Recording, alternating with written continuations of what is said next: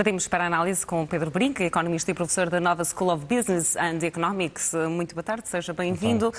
Como é que olha para este pacote de medidas? São medidas que ajudam, pelo menos, a mitigar o aumento do custo de vida dos portugueses, mas particularmente em outubro. Portanto, aquilo que pode esperar-se depois para novembro é que voltem a sentir dificuldades os portugueses, ou não? Vamos lá ver. Nós vivemos tempos realmente únicos, não é? Como foi referido até na conferência de imprensa dos ministros, a economia portuguesa está a ser aquela que mais cresce de toda a União. Estamos com um crescimento bastante pronunciado. Não obstante, estamos à beira de uma crise social, não é? E isto acontece porque, de facto, a inflação trouxe-nos esta realidade. Tivemos um aumento brutal dos preços da energia, com a crise na Ucrânia, e isso reflete-se principalmente não só na subida dos preços dos bens energéticos, mas também na subida de uma generalidade de outros preços, porque tudo é produzido com energia. Nesse sentido, há aqui um jogo complicado, um equilíbrio difícil de se atingir, que tem a ver com, por um lado, não apoiar demasiado em média, porque de facto a economia está a crescer, de facto a taxa de desemprego está bastante baixa e temos inflação. Okay? Portanto, mas por outro... aqui é um problema de distribuição de riqueza, criando um fosso maior entre os extremos, quem tem mais e pode mais e quem tem menos. Pronto. E nesse sentido, eu acho que este pacote de medidas deu um passo em frente relativamente àquilo que foi feito no passado, que é introduzir um grau bastante mais elevado do que era normal de condicionalidade nas ajudas. O que é que eu quero dizer com isto? Uma boa parte das medidas são mais direcionadas realmente às famílias que mais precisam, porque lá está. Mas também às famílias da classe média que até aqui, numa primeira fase de intervenção, do cheque, estou a falar do cheque dos 60 euros, era apenas para aquelas famílias que estavam isentas de pagamento de IRS, portanto oferiam um ordenado mínimo nacional, mas agora também aqui o Governo a reconhecer que, de facto, a classe média, que tem um peso bastante grande nas contribuições e impostos, está a ser fortemente penalizada por estas taxas que já não se viam há 30 anos. Sem dúvida. Há aqui duas coisas que é importante ressalvar. Primeiro, a questão houve algum condicionamento da ajuda dos 125 euros para indivíduos que ganhem menos ganhem até 2.700 euros brutos, mas é bom lembrar que Portugal, aí 80% dos trabalhadores em Portugal, salvo erro, não tive a ocasião de confirmar estes números, mas cerca de 80% dos portugueses ganham isso, ou seja, vai ser uma ajuda que vai atingir 80% dos portugueses. Eu confesso que faria mais sentido, se calhar, uma progressividade ainda maior nesta medida, porque, lá está, temos este equilíbrio perigoso de, por um lado, nós não podemos ajudar excessivamente toda a economia, porque isso poderá contribuir para uma manutenção de uma inflação elevada e mais problemas à frente, mas, por outro lado, não podemos deixar de ajudar quem realmente mais precisa e evitar problemas sociais muito graves. A questão da subida dos preços, é bom lembrar, da energia especialmente, é bom lembrar que, de facto, não há muito a fazer, em certa medida, porque os preços estão mais elevados nos mercados internacionais, nós temos que nos habituar, no curto prazo, pelo menos, a viver com preços mais elevados da energia e nesse sentido, o aumento do preço tem um impacto no comportamento das pessoas que as pode levar a ter um consumo mais regrado. É possível, por exemplo, que depois da reunião de 9 de setembro com os ministros de Energia da União Europeia possa chegar-se a um consenso para criar, por exemplo, uma taxa única? De IVA? De IVA, sim.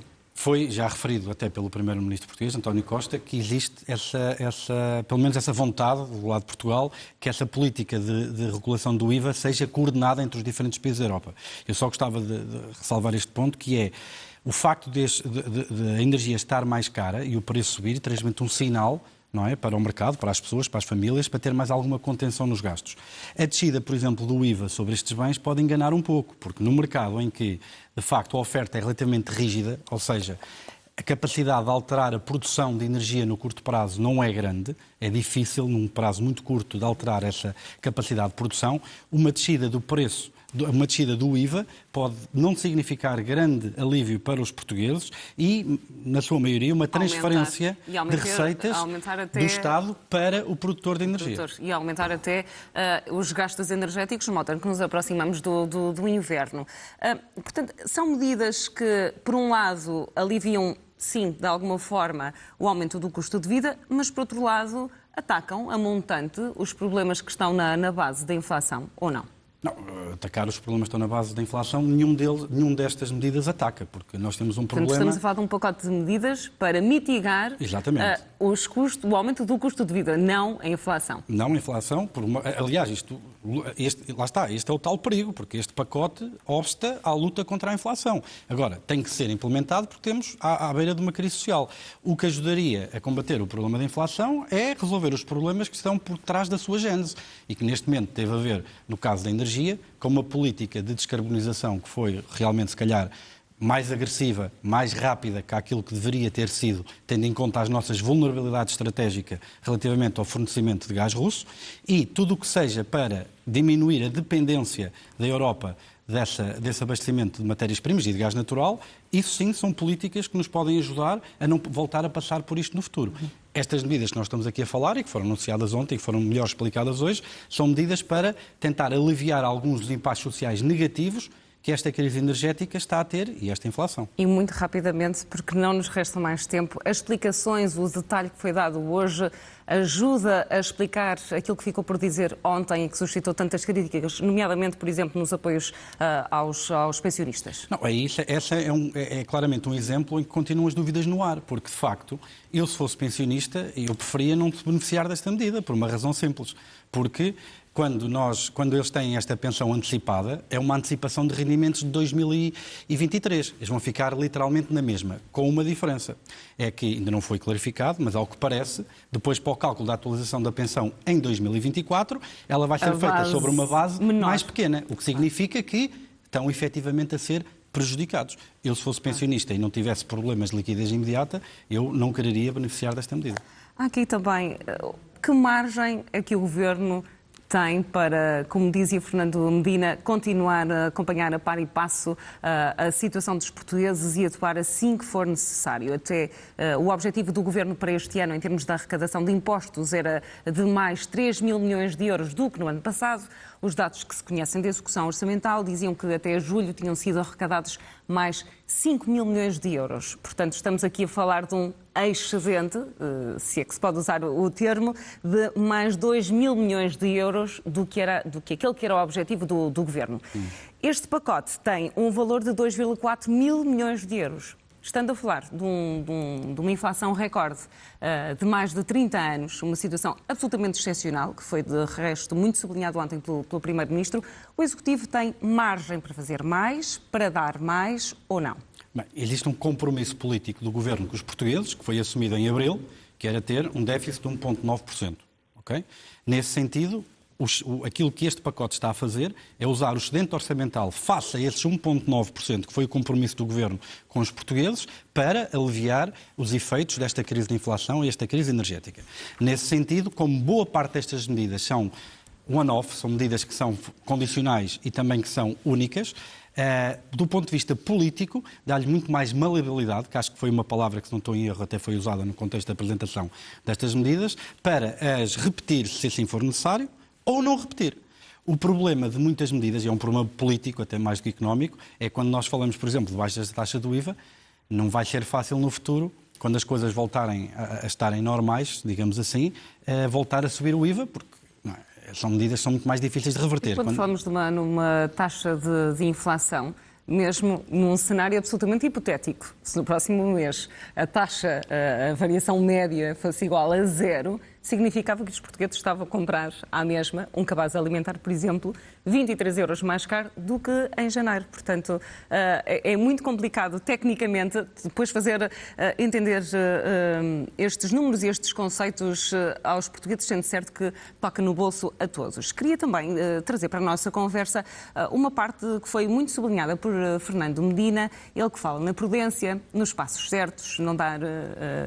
e diz que um dos objetivos é retirar Portugal da lista dos países mais endividados. O objetivo é colocar Portugal, a dívida pública, em termos de dívida pública, abaixo dos 121% do PIB, o que seria a terceira maior queda de dívida pública e, portanto, é também aqui, por um lado, estamos não só a falar de melhorar o rating da dívida portuguesa, o que permite ao país financiar-se a um custo mais baixo e permitir que o mercado deixe que Portugal se financie, mas por outro lado há também aqui o efeito das taxas de juro que está a aumentar e, portanto, haverá também, deduzo eu, aqui implicitamente naquilo que foi dito, eventualmente um programa de amortização ou antecipação ou amortização de dívida pública?